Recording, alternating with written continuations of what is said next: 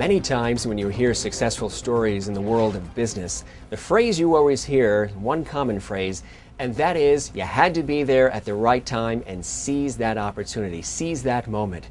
Well, a gentleman that was quite aware of that back in the 1800s is William Cephas Gregg, the creator and founder of the legendary Gregg Company. This is a company with a 100-year record of excellence and quality in the railway industry, from producing and manufacturing the actual railway cars that delivered freight all around the globe to the actual parts that continue to keep these railway cars going.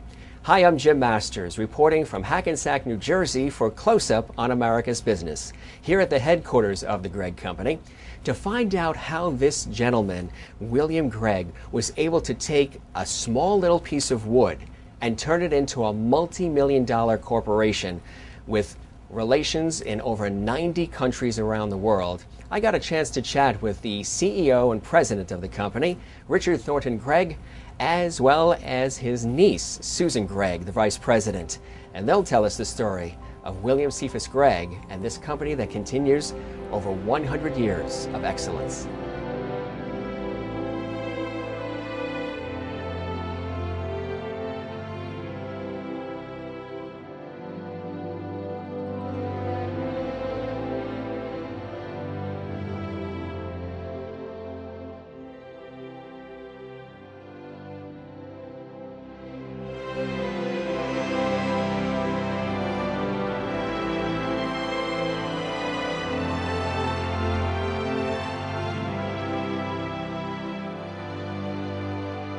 The Gregg Company manufactures railroad cars and parts. Since 1980, we no longer have our own plant. We closed that because it was too difficult to compete with the third world countries.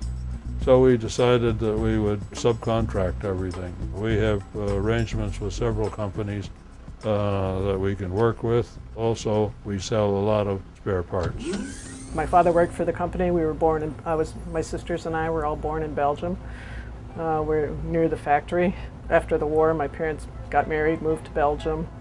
The family started there. So I have two sisters and a cousin who was all born there. We didn't move back to the U.S. till I was about 6 or 7. Could you tell us the story from the beginning of how this company was built and created and first started? The company started my grandfather, William C. Gregg, who was in the hardware business in Minneapolis and St. Paul, Minnesota. He used to go out into the virgin forest every winter and set up a sawmill and make whiffle trees, axe handles, and wagon spokes and things like that. He decided that rigors of a cold winter in Minnesota were too hard on his delicate health. And so he decided he would go to warmer climes, and he went out to Hawaii. Some friend of his who was the manager of a sugar mill. And so he went out and introduced himself, and the manager said, "Oh, fine, well, I'm going to the sugar mill, the sugar cane fields. Do you ride a horse?" And he said, "Yes, of course I do." And so they climbed, he got on a horse, they went out, and then they trotted around and looked at the sugar cane for a day and came back. He was interested in what he saw, and he sat down in the hotel that evening and thought about it, and he got a piece of wood and he carved out an idea he had of a type of bolt that could be used to do a better job, because he had seen that the bolts holding the rail temporary track that they were using came loose very easily. And he took it out to him and said, "Here's my idea of something that would do a better job."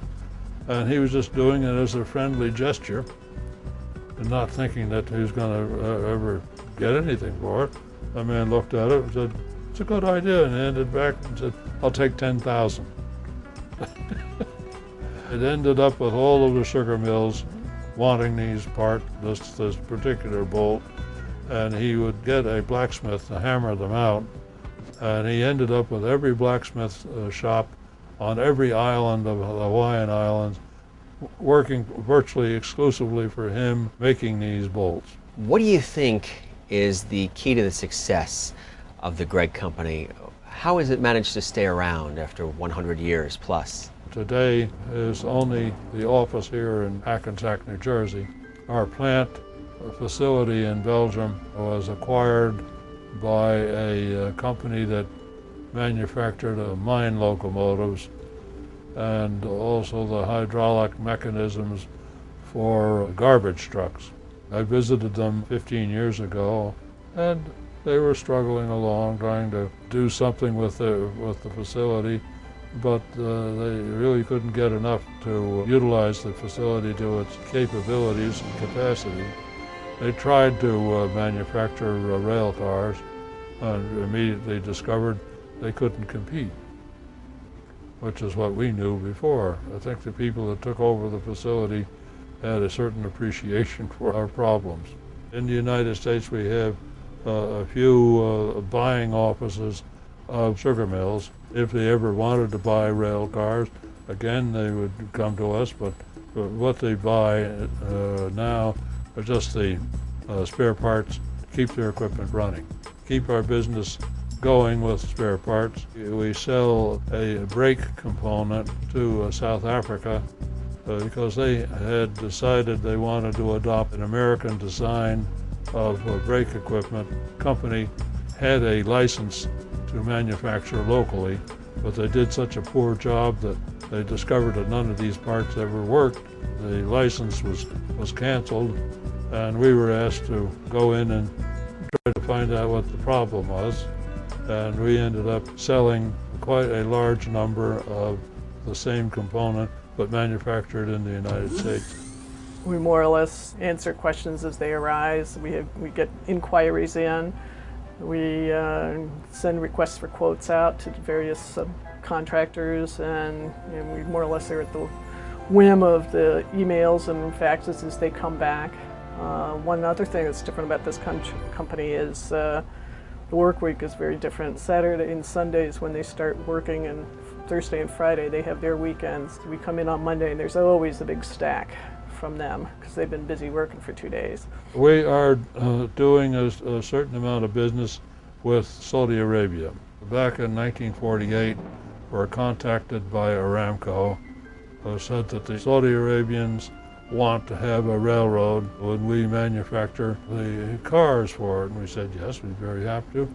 And we made tank cars, box cars, flat cars for the railways back in 1949. And the railroad was just a small railroad coming out of the port of Dammam, eastern Saudi Arabia. They built this track without realizing that the sand dunes moved. And they laid out a certain section of track. Then the workers went back out the next day to continue working, and they couldn't find the track. They discovered the sand dunes move. And so the Saudis realized that problem, and they put down a coating of crude oil for about 300 yards on either side of the track, so that the sand keeps on blowing and keeps on going, and solve the problem for that. Richard, what do you feel about your grandfather's story and the development of this company can inspire others? How can it inspire somebody else in business? No matter what somebody is doing in life, they should be watching very carefully and trying to understand why certain things are done certain ways. To seek a particular job can be done better. It sounds very simple, and yet we find it's a very difficult thing to get people to do. I did it perhaps without thinking. Maybe I just picked up some of my grandfather's genes, but very interested in some of the same things that he was interested in. What can customers expect when they do business with you? When they call and they need a part or they need some advice, what happens when they do business with the Gregg Company? They can expect honest attempt to understand what their requirements are and to quote a price which is reasonable considering cost.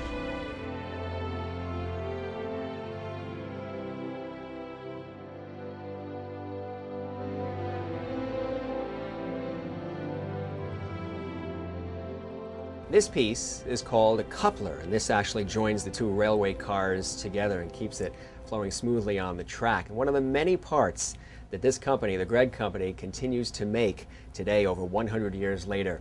It's a company that strives for excellence, the utmost in quality and customer service, and it all started way back over 100 years ago when William Cephas Gregg had that idea to help out the sugarcane plantation by whittling away at that piece of wood and then taking that dream further, the ambition, the brilliant intellect, and the ingenuity, and developing it into a multi-million-dollar corporation that serves many countries around the world. It's quite a story. Reporting from Hackensack, New Jersey for Close Up on America's Business, I'm Jim Masters.